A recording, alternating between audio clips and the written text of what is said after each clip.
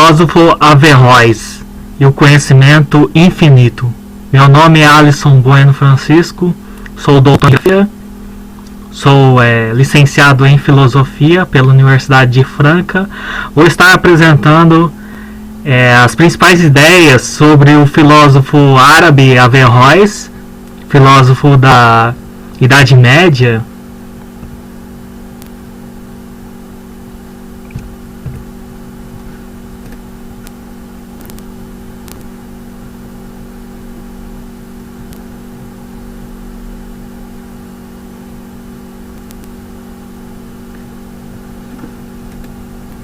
Então, a respeito do filósofo Averroes, nós temos duas figuras, né? Que a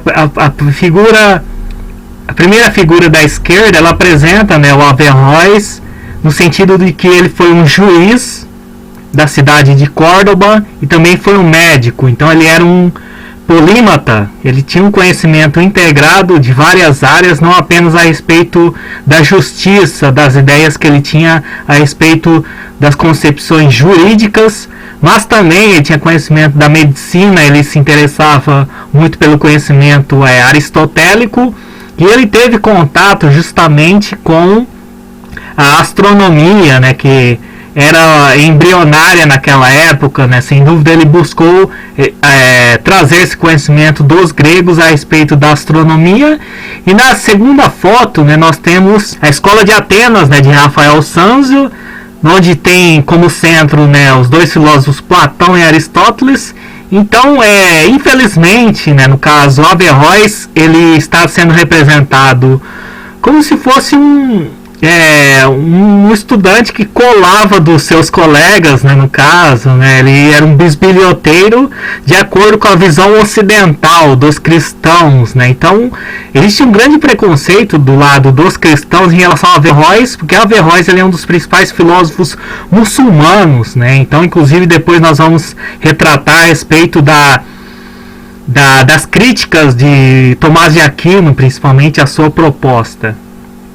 Então, Averroes, ele, a respeito da biografia, ele foi um juiz e um médico da corte de Córdoba. Córdoba foi uma das principais regiões dominadas pelos árabes entre o século X e o século XIII, né, principalmente. O que aconteceu foi que os árabes investiram muito na Península Ibérica, que era o apogeu do domínio territorial dos árabes. Então os árabes construíram muitos palácios no sul da Espanha, principalmente, e a cidade de Córdoba, ela abrigou então toda uma geração de conhecimento nesse apogeu do Império Árabe. O que acontece é que o principal apelido, né, o principal pseudônimo de Averroes é comentador, de comentador, porque ele comentava as obras de Aristóteles. Aí o que ocorreu foi que, por causa da racionalidade dele, por causa da influência aristotélica, ele sofreu acusações, principalmente dos muçulmanos, né, que tinham uma tendência mais teológica, que eles tinham uma influência das concepções de Maomé, principalmente. Então ele acabou sendo exilado e acabou falecendo em Marrakech, né, no Marrocos. As principais ideias de Averroes, a principal ideia de Averroes é que o cosmos, né, o mundo, ele é infinito, né, diferentemente de Agostinho, né, que considera que Deus criou o mundo e também o tempo, né, que Deus criou o mundo a partir do nada, de acordo com Agostinho de Hipona, de acordo com Santo Agostinho dos católicos. O que acontece é que o Averroes traz uma ideia que já havia sido discutida por Anaximandro a respeito do infinito, o apeiron do Anaximandro, inclusive. E o Averroes, pelo fato de ser aristotélico, ele diferenciava as áreas, ele considerava que existia uma dupla verdade a respeito das duas grandes áreas, que era a filosofia e a teologia. Então a filosofia, ela deveria realmente se dedicar os filósofos precisavam se dedicar realmente à razão.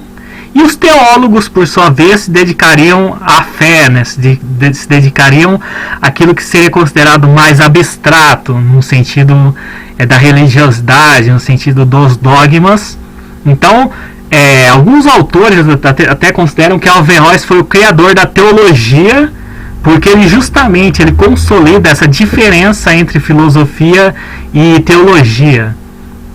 E o que ocorre é que ele considera que a alma ela é corruptível, diferentemente de alguns autores católicos, alguns autores cristãos, né, no caso, que tinham uma influência platônica. Então ele apresenta justamente uma dualidade, uma oposição, na verdade, do neoplatonismo, né?